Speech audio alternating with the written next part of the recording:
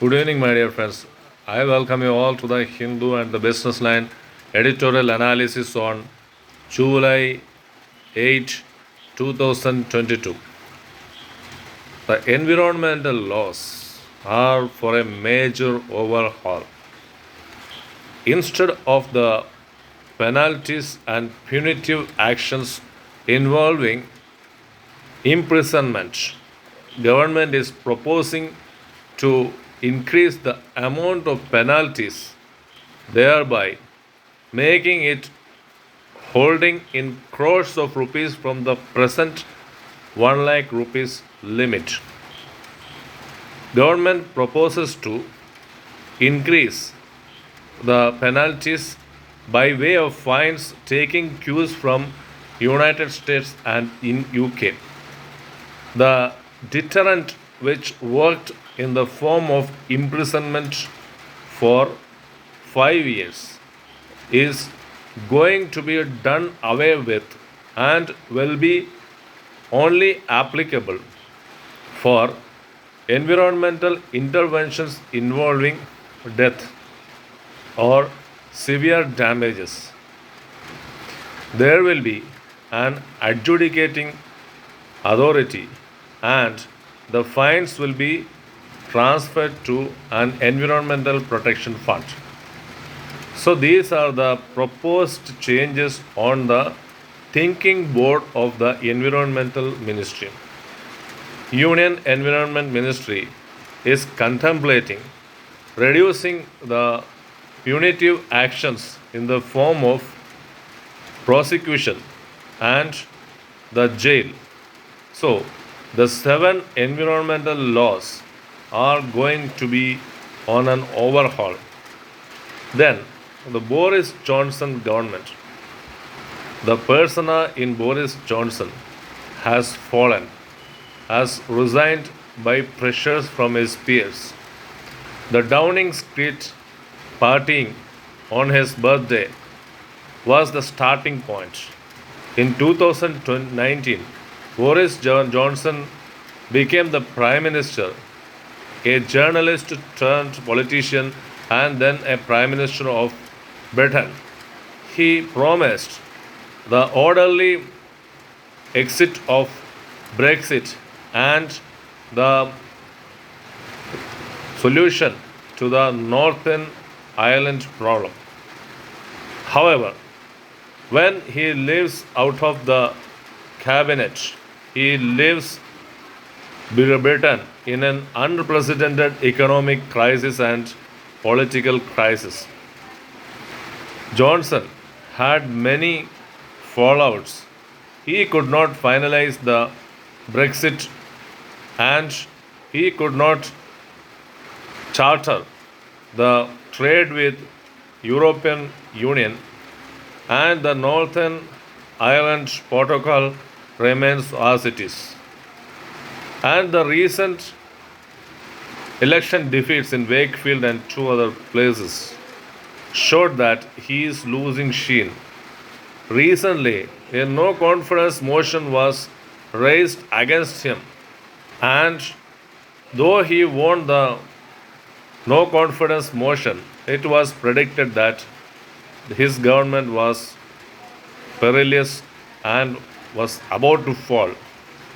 Burning issues of scandals continued to unravel and shaken the very foundation of this conservative person. Though he will continue till October, when the conservatives will name another person as the Prime Minister, Boris Johnson can still sigh a heave of relief that he could anchor the conservatives' power and the majority support in the British House of Commons. Therefore, let us wait and watch the Boris Johnson's coming days, the fate which will be decided. And therefore, moving on to the Ukraine crisis, the Ukraine war was in the making. Though Russia can be held responsible for the war, the NATO is equally responsible. What was the need for United States to announce in 2008 that NATO was going to expand into the Eastern Europe and the Ukraine would be its member?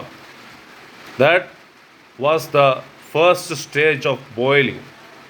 The boiling which started then is still hovering around the mud sands of Ukraine, and the eastern Ukraine is boiling. Then the die was cast was when liberalism of the United States and the world powers took over the realism of some of the political scholars in United States warning a war kind of situation which Russia would perpetrate if its security interests were not given heed to. Finland joined NATO, Sweden joined NATO. These were the Baltic powers which joined NATO, and along with that, Russia started annexing Crimea and eastern parts of Ukraine, which is still going on with the attacks on the eastern Ukraine, and Russia wants to acquire Donetsk. Therefore, the war has its roots on both sides of the coin. The NATO was not the less responsible for this war. This war has to end. The war which started on February 24, 2022 is tormenting the world over.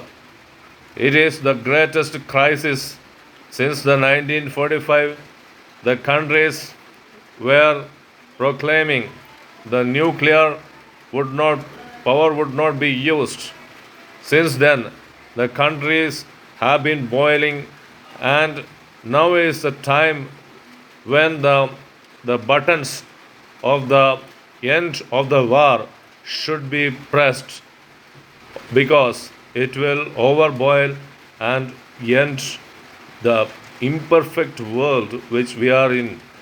The world may be imperfect, but there is only one world, even if it is an imperfect world.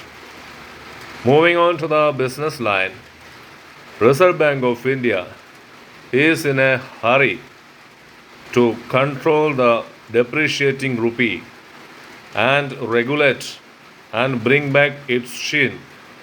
With the motive in hand, Reserve Bank of India released its policy statement, which says that the foreign NRI funds will be again invited like it was invited in 2013.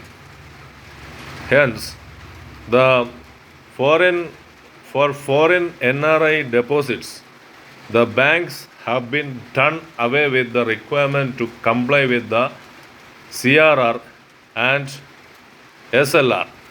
Therefore, promoting the banks to accept more FCRB, FCNRB deposits. Therefore, the banks have also been sanctioned to pay interest at the rate of 3.5%. Hence, the Reserve Bank of India is not worried about outgoing foreign exchange in the form of interest on bank deposits. In 2013, Reserve Bank of India undertook to provide the interest of 3.5%. Now, the banks have been entrusted to provide interest. Then the next measure is that the foreign portfolio investors have been allowed to deposit their monies in corporate bonds. This is a greater move. The 30% quota or the 30% up end limit on which the restriction was there have been removed till October. So unending foreign flows are expected. But it can be seen that even in equity space, the foreign funds are not forthcoming. So, why this move is not known. The debt market will attract more funds, is what the RBI is expecting. Let us see. And the third move was the external commercial borrowings have been doubled to 1.5 billion from 7.75 billion dollars. So this is a greater move. Now the Indian companies will be able to increase their external debt. What RBI expects is that more and more foreign funds will flow, the dollar flows will increase, and this will arrest the rupee's free fall. Therefore, the economy will relax. The next article, the recently April 2022 Reserve Bank of India's currency and finance report is released. It says about the trade deficit. Trade deficit is the excess of imports over exports. The trade deficit is pegged at $72 billion. Then comes the current account deficit. The net current account deficit. Current account deficit is the excess of imports over exports. The current account deficit comes at $30 billion. And then the balance of payment situation. Because of the trade deficit and the current account deficit, the balance of payment situation is in the very precarious territory. The balance of payment is the excess of money credited outwards than the credits coming inwards. That is, more payment to outsiders than the money flowing in through exports. Then there is the statement on international investment portfolio and the external debt.